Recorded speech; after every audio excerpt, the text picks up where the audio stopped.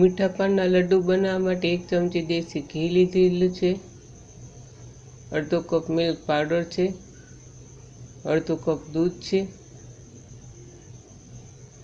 અડધો કપ દળેલી ખાંડ છે અને 1 કપ સૂકા ટોપરાનો છે અને ચપટી લીલો ફૂડ કલર છે।